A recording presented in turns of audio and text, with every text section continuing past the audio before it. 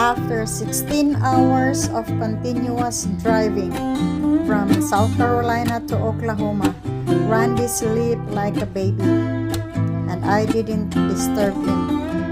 I sleep on the other bed because I don't want to disturb him. He needs a really good sleep. He's really tired and he needs. Iwasan natin matulog na we are stressed kasi it will cause bangungot or nightmare. That's why when you sleep, you should expose or express whatever bad feelings that you have in the family or in your home because it might cause nightmare. Seniors, we need 8 to 10 hours of good sleep in the evening.